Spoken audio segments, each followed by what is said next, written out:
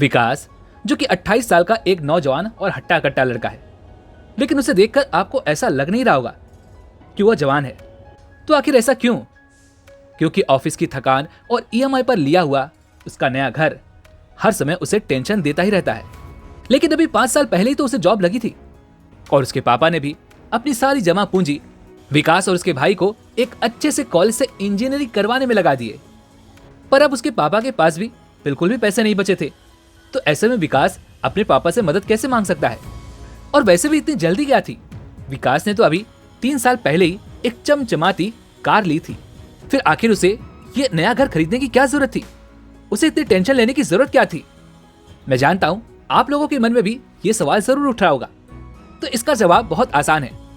अगर विकास ये सब नहीं लेता तो उसके रिश्तेदार और उसके पड़ोसी ये मान लेते कि विकास लाइफ में सक्सेसफुल हो चुका है, एक बड़ा आदमी बन चुका है। नई गाड़ी, बड़ा घर, अच्छे और महंगे कपड़े, एक लग्जरी लाइफ स्टाइल, क्या इसके बिना भी कोई सक्सेस दिखती है? क्या 1 लाख रुपए की सैलरी से 30,000 रुपए घर की और 12,000 रुपए कार की ईएमआई पे खर्च करने के बाद, अपनी जरूरतों पे खर्च करने के बाद जैसे तैसे तोड़ जोड़ कर विकास केवल 20,000 रुपए ही बचा पाता है? लेकिन इसी दौरान विकास के पेरेंट्स ने यह तय किया कि वो विकास की शादी करवा देंगे। अब भाई विकास तो यहाँ पर इंजीनियर है और देखने में काफी रईस भी लगता है, तो ऐसे में शादी तो धूमधाम से ही होनी चाहिए। और वैसे भी वर्मा जी, जो कि एक छोटी छोटी नौकरी करते हैं, उन्होंने अपनी बेटी की शादी में कुल 5 लाख रुपए खर्च किए थे। तो ऐसे तो विकास एक बहुत ही ऊंची पोस्ट पर है, तो उसकी शादी में कम से कम 20-25 लाख रुपए तो खर्च होने ही चाहिए। ये पापा की इज्जत का सवाल है और पापा की इज्जत के लिए विकास ने 10 लाख रुपए का पर्सनल लोन भी ले लिया। अब क्या था, ईएमआई बढ़ के 55,000 रुपए हो गई। फिर क्या, फिर अच्छे से शादी हो गई और देखते देखते विकास के सर पर और भी जिम्मेदारियां बढ़ गई, उसके खर्चे और भी बढ़ गए और जिन्हें पूरा करते करते वह करीब 55 साल का हो गया। और उसके बाद उसने अपने बेटे को भी इंजीनियरिंग कॉलेज में दाखिला करवा दिया ताकि वह भी एक अच्छी और सिक्योर जॉब कर सके और अच्छी सैलरी कमा सके। खैर, ये तो थी विकास की कहानी। लेकिन हम उसी के पड़ोस के विनय की कहानी देखें तो उसकी कहानी कुछ ऐसे है कि वह पढ़ने लिखने में तो काफी एवरेज सा है, लेकिन उसके पापा की सोने चांदी की एक अच्छी खासी दुकान है जहां से उसे बहुत अच्छे पैसे भी आते हैं। लेकिन आज भी विनय अपने पुराने घर में ही रहता है। उसके पापा आज भी एक सेकेंड हैंड कार चलाते हैं और जब भी विनय अपने पापा से कार या बाइक के लिए पैसे मांगता तो वो कहते हैं, बेटा ये जो मैंने कार रखी है ये तुम्हारी तो है, जब जरूरत पड़े ले जाना। और वैसे भी कॉलेज जाने के लिए तुमको कई सारे साधन तो मिल जाते हैं, जैसे कि बस, और बस चल रही है तो तुम्हें इन सब चीजों की जरूरत ही क्या है।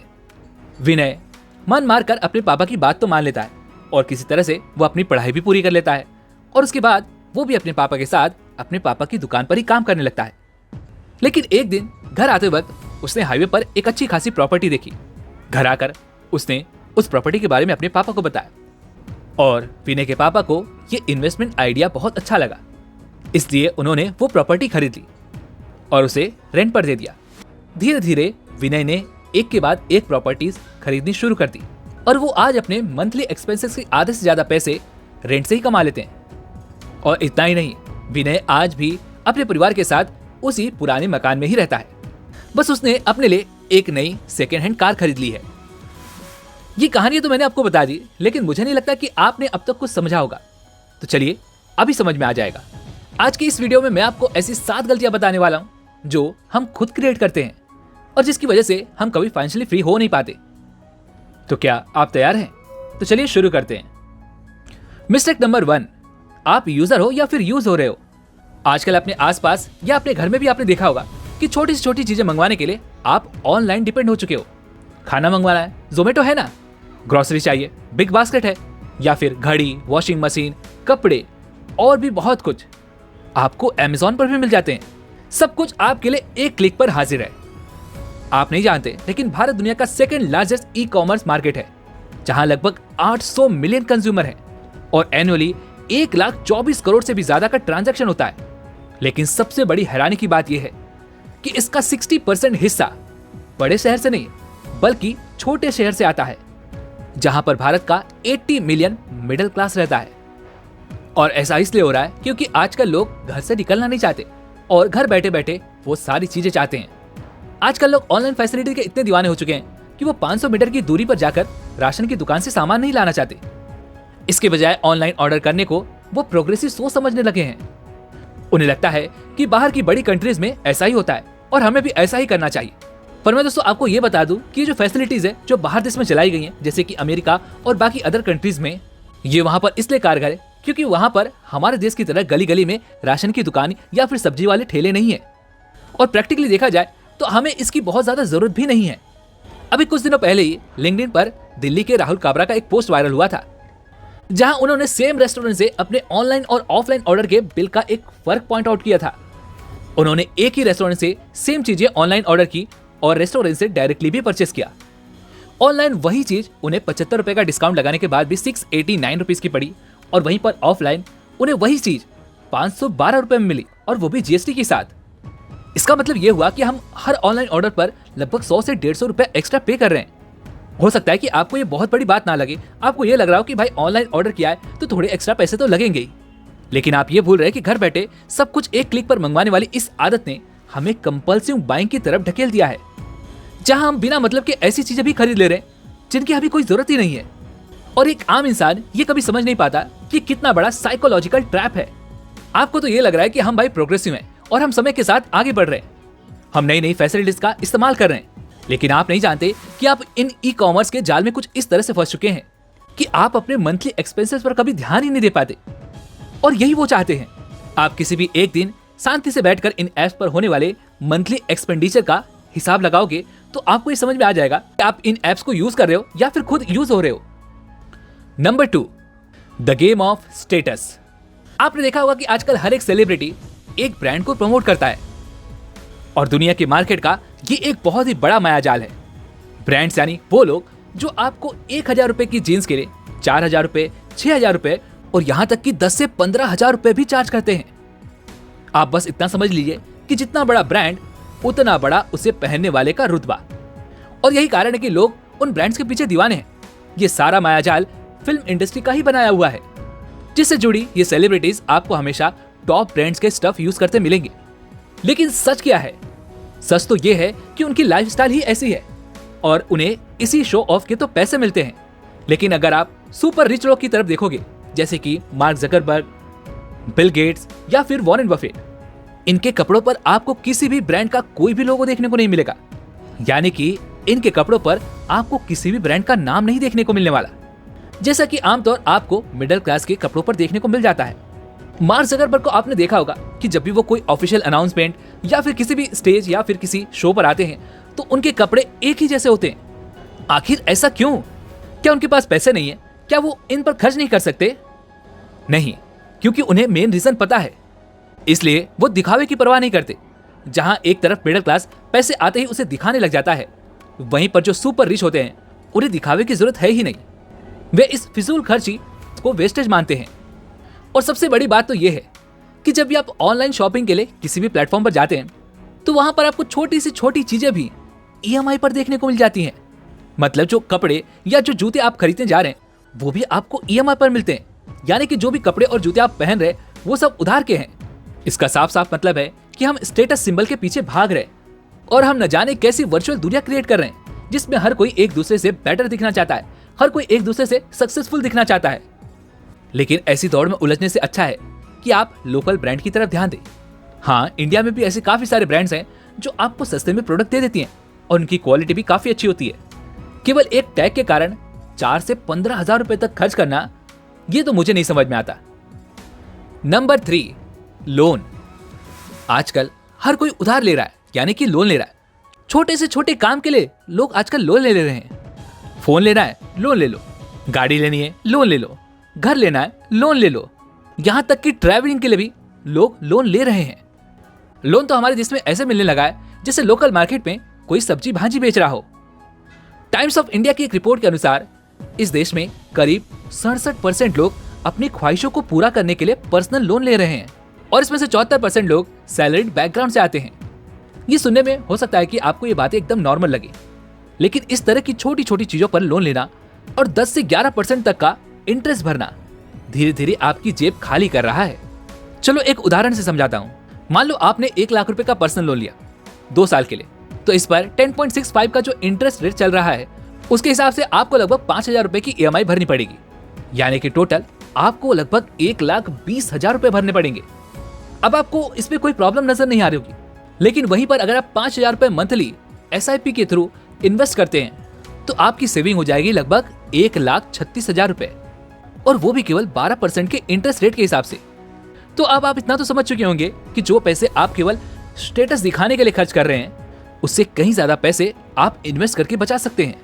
इससे एक और बात समझ में आती है कि अगर आपका कोई सपना है, कोई बकेट लिस्ट है, तो आप 2 साल के लिए लोन लेने की बजाय 2 साल के लिए इस तरह की छोटी छोटी SIP कर सकते हैं, और उसके बाद उन पैसों से आप अपने सपने भी पूरे कर सकते हैं। नंबर 4, पढ़ाई की लड़ाई। आजकल जब भी कोई बच्चा पैदा होता है तो उसके पापा पहले ही कह देते हैं मेरा बेटा डॉक्टर बनेगा, इंजीनियर बनेगा। हर घर के बच्चों का इंडियन मिडिल क्लास कुछ इसी तरह से स्वागत करता है। वह अपने बच्चों को डॉक्टर, इंजीनियर, लॉयर बनाने की दौड़ में लगे रहते हैं, और इसके चक्कर में वो अपनी हेल्थ पर ध्यान नहीं देते, यहाँ तक कि अपनी बची कुची जायदाद और जमीन तक बेच देते हैं ताकि वह अपने बच्चे को एक अच्छे स्कूल, एक अच्छी कोचिंग में भेज सके, एक अच्छे कॉलेज में भेज सके, और वह इससे कभी पीछे नहीं हटते। मैं ये नहीं कहता कि ये बुरी बात है, लेकिन डॉक्टर और इंजीनियर के सपने पर लाखों खर्च करने से पहले पेरेंट्स को ये जरूर पता कर लेना चाहिए कि क्या उनका बेटा भी यही करना चाहता है या नहीं, या फिर आप जबरदस्ती अपना सपना उन पर थोप रहे हैं। एक रिसर्च के मुताबिक साल 2022 में नीट के लिए लगभग 19 लाख बच्चे अपीयर हुए थे, वहीं पर IIT के लिए 10 लाख और UPSC के लिए 11,35,000, कुल मिलाकर करीब 40 लाख, और इनमें से केवल 10% ही सक्सेसफुल हो पाते हैं। मैं आपसे ये नहीं कह रहा कि आप एग्जाम्स के लिए ट्राई ना करें, लेकिन मैं आपसे ये जरूर कहना चाहूंगा कि किसी भी बात को चूज करने से पहले आपको अपने बच्चे का इंटरेस्ट और अपना मॉनिटरी स्टेटस भी देख लेना चाहिए। अगर आप डॉक्टर, इंजीनियर या फिर IPS ऑफिसर बनना चाहते हैं क्योंकि आपको सच में वो पोस्ट पसंद है, तब तो ठीक है। लेकिन अगर आप उस प्रोफेशनल को इसलिए चूज कर रहे हैं क्योंकि आप वहां से पैसे कमाना चाहते हैं, तो भाई मैं आपको बता दूं कि पैसे कमाने के लिए और भी कई रास्ते हैं, और आप वहां से अच्छे खासे पैसे कमा सकते हैं। उत्तर भारत में 10वीं और 12वीं पास लोगों के लिए क्लर्क की जॉब निकली थी, और उसमें लगभग 3700 PhD होल्डर्स ने भी फॉर्म भरा था। तो आप इससे तो समझ सकते हैं कि यहाँ पर फॉर्मल एजुकेशन की क्या वैल्यू है। आपकी स्किल्स और आपकी कामयाबी किसी डिग्री के कागज की मोहताज नहीं है। अगर आप सचमुच कुछ बनना चाहते हो, कुछ करना चाहते हो, कुछ सीखना चाहते हो, तो आपको ये सारी चीजें फ्री में भी मिल जाती हैं। ये सारी चीजें आप बुक रीडिंग से सीख सकते हो, पॉडकास्ट से सीख सकते हो, लोगों से सीख सकते हो, और इसमें सेल्फ एजुकेशन आपकी बहुत मदद करेगा। मिंट में छपे हुए एक आर्टिकल के अनुसार एक एवरेज मिडिल क्लास फैमिली बच्चों की एजुकेशन के पीछे 15 से 50 लाख रुपए तक खर्च कर देती है, और वहीं पर जो इससे अच्छा कमा रहे वो करीब 1 करोड़ रुपए तक भी खर्च कर देते हैं। लेकिन यहाँ पर सवाल ये है कि जो पैसे आपने खर्च किए हैं क्या वह उतनी वैल्यू और उतनी स्किल प्रोवाइड करते हैं? शायद नहीं। इसलिए वर्मा जी के बेटे को मत देखिए, आप अपने बेटे का फ्यूचर देखिए। आप वो कीजिए जो सच में आपके लिए अच्छा हो। वर्मा जी ने क्या किया, उनके बेटे ने क्या किया, ये उन पर छोड़ दीजिए। आप क्या कर रहे हैं और आप क्या करने वाले हैं, इस पर ध्यान दीजिए। नंबर 5, कार या बेकार। मकान, शादी और एजुकेशन के बाद सबसे बड़ी लायबिलिटी जिसकी बेड़ियों में मिडिल क्लास खुद को बिना चाहकर भी फंसा लेता है, और वह है कार। लास्ट ईयर की रिपोर्ट के अनुसार गाड़ियों की सेल में करीब 8.2% की बढ़ोतरी हुई, यानी कि करीब 40 लाख गाड़ियां एक्स्ट्रा बिकी हैं।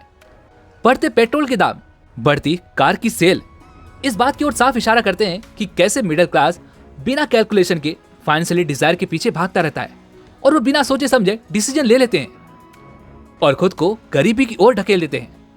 चलिए हम ये डिस्कस करते हैं कि आपको कार कब लेने में समझदारी है और कब नहीं। सबसे पहला पॉइंट, आप डेली कितना ट्रैवल करते हैं। अगर वो 30 किलोमीटर से कम है तो डेफिनेटली आपको एक कैब ही बुक करनी चाहिए, जो कि आपको काफी सस्ती भी पड़ेगी और आपको काफी आसानी भी रहेगी। लेकिन अगर आपका डेली एवरेज 30 किलोमीटर से ज्यादा है तो आपको डेफिनेटली एक कार ले लेनी चाहिए। लेकिन ऐसा नहीं है कि आप अपने बजट से ज्यादा की कार परचेस कर लें और फिर उस पर लोन भरते रहें, बल्कि आपको अफोर्डेबल कार परचेस करनी चाहिए। कार को केवल उसके एक्चुअल ऑन रोड प्राइस को देखकर मत लीजिए, उसका एनुअल मेंटेनेंस, कार इंश्योरेंस, ये सब कंसीडर करो। साथ ही ये भी देखो कि आपके पास पार्किंग के लिए जगह कितनी है। और अगर आप अपने बजट को और भी बचाना चाहते हैं, बजट फ्रेंडली होना चाहते हैं, तो आप यूज्ड कार की तरफ भी देख सकते हैं। और फाइनली, अगर आप कैश में लो या फिर फाइनेंस करवाओ, अगर आप कंफर्टेबल हो अगर आप ई बर्डन को झेल सकते हो तो आपका कार लेने का आइडिया बढ़िया है, लेकिन अगर आप इस ई बर्डन को झेल नहीं सकते तो डेफिनेटली आपका कार लेने का आइडिया बेकार है। नंबर 6, 21 दिन में पैसा डबल। ये तो आपने कई बार सुना होगा और मिडिल क्लास आजकल इस ट्रैप में फंसी जाते हैं।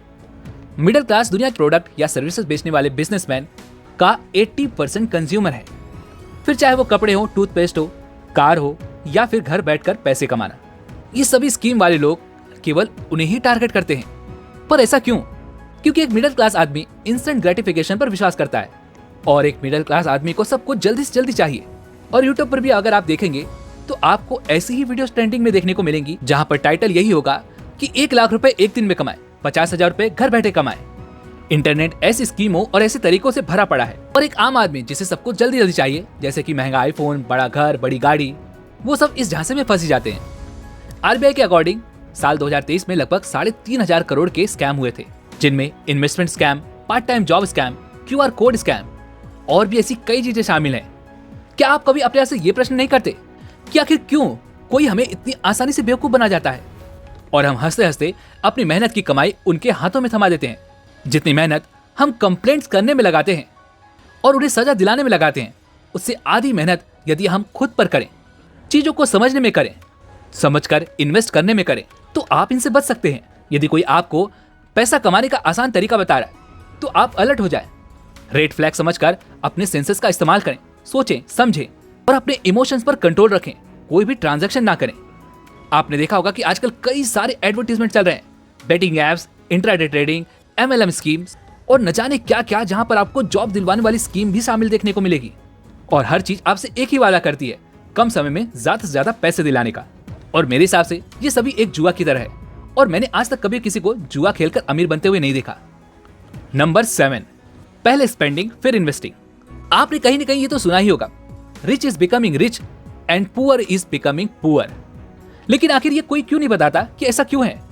क्योंकि सभी लोग दुनिया को आधा सच परोसकर सनसनी पैदा करना चाहते हैं। वो अमीर को गरीब से नफरत करवाने लगते हैं और गरीब अमीरों को चोर समझने लगते हैं। हमारी मेंटेलिटी कुछ ऐसी हो चुकी है कि यदि हम किसी अमीर आदमी को देखें तो हमारे मन में यही सोच उठती है कि इसने जरूर कोई 2 नंबर का काम किया होगा, कि सिक्के का दूसरा पहलू भी होता है। अमीर इसलिए अमीर है क्योंकि rich is becoming rich by spending like a poor and investing like a greedy. और वहीं पर गरीब इसलिए गरीब है क्योंकि poor is becoming more poor by spending to look like a rich and investing nothing at all.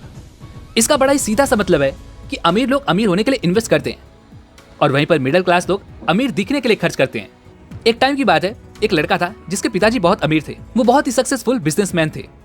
वे हमेशा कहते थे कि जब तू 90% पैसा इन्वेस्ट कर लो तो 10% आप अपने डिजायर पर खर्च कर सकते हो। लेकिन हम क्या करते हैं, 90% पैसा खर्च करने के बाद 10% हम इन्वेस्ट करने के बारे में सोचते हैं। और यही सबसे बड़ी प्रॉब्लम है, क्योंकि हम मिडिल क्लास लोगों के लिए इन्वेस्टमेंट एक ऑप्शन की तरह है और अमीरों के लिए ये एक नीड है। इसीलिए उनकी इन्वेस्टमेंट का फल उन्हें पीढ़ी दर पीढ़ी मिलता ही रहता है। और एक मिडिल क्लास आदमी बस खुद को दिखाने में लगा रहता है, वो वर्चुअल सक्सेस क्रिएट करने में लगा रहता है। अमीर दिखने की चाह में वो दिन ब दिन गरीब ही होता जाता है। चलिए अब मैं आपको कुछ प्रो टिप देता हूँ। मान लीजिए कि आपको कुछ खरीदने का मन है, फिर वो चाहे जींस हो, महंगा फोन हो या फिर महंगा घर या गाड़ी। तो सबसे पहले इन 2 रूल्स को फॉलो करना। Number 1, 24 hour rule. जो भी कुछ आपका खरीदने का मन कर रहा है उसे खरीदने से पहले आपको अपने आप को 24 घंटे देने हैं और उस 24 घंटे में आपको ये एनालाइज करना है कि वो आपके लिए जरूरी है या नहीं। और ये कैसे करेंगे वो भी मैं आपको बताता हूँ। पहले आपको एक पेपर और पेन लेना है और उसमें 2 कॉलम बनाने हैं। पहले कॉलम में आपको ऐसी 5 चीजें लिखनी है जो आप उससे कर सकते हो और दूसरे कॉलम में आपको उन कामों को लिखना है जो आप किसी और तरीके से भी उसे पूरा कर सकते हो। उन ऑप्शंस को लिखो, एनालाइज करो। अगर फिर भी आपको लगता है कि उसे लेना ही पड़ेगा तो फिर बेझिझक ले लो। इस रूल को फॉलो करने के बाद आप अपने कंपल्सरी बाइंग को 70% तक कम कर सकते हो। Rule number 2, the 2x rule. Instant shopping और फिजूल खर्ची कम करने में बहुत हेल्पफुल करने वाला है। इस रूल में आपको बस इतना ही ध्यान रखना है कि जो भी चीज आप परचेस करना चाहते हो, क्या आप उसे 2 बार परचेस कर सकते हो, यानी 2 बार अफोर्ड कर सकते हो। मान लो कि आप 1 लाख रुपए का कोई फोन लेना चाहते हो, तो क्या आपके पास इतने पैसे हैं कि आप 2 लाख रुपए बिना चेहरे पर सिकन लाए खर्च कर सकते हो। लेकिन हम मिडिल क्लास फैमिली कभी ये नहीं सोचते। हम तो ये सोचते हैं कि जीवन तो 4 दिन का है, जो करना है कर लो, कल किसने देखा है। लेकिन आप ये भूल रहे हैं कि ये लाइनें आपको केवल उलझाकर रखने के लिए ही बनाई गई हैं। ताकि मिडिल क्लास फैमिली इमोशनल होकर अपनी औकात से ज्यादा खर्च करता रहे और लोन देने वाले और पैसे डबल करने वालों की दुकान यूं ही चलती रहे। वैसे आप क्या चाहते हो? अमीर और ऐशो आराम की जिंदगी दिखाने के चक्कर में खुद को मिडिल क्लास की बेड़ियों में जकड़े रहना चाहते हो या फिर फाइनेंशियली फ्री होना चाहते हो? आप मुझे कमेंट में जरूर बताएगा। और वैसे उम्मीद है कि आपने आज की इस वीडियो से बहुत कुछ सीखा होगा, तो इस वीडियो को लाइक और अपने दोस्तों के साथ शेयर जरूर कीजिएगा और हमें ऐसे सपोर्ट करने के लिए चैनल को सब्सक्राइब और घंटी बटन को जरूर दबा दीजिएगा। चलिए मिलते हैं अगली वीडियो में, तब तक के लिए अपना ख्याल रखें। धन्यवाद।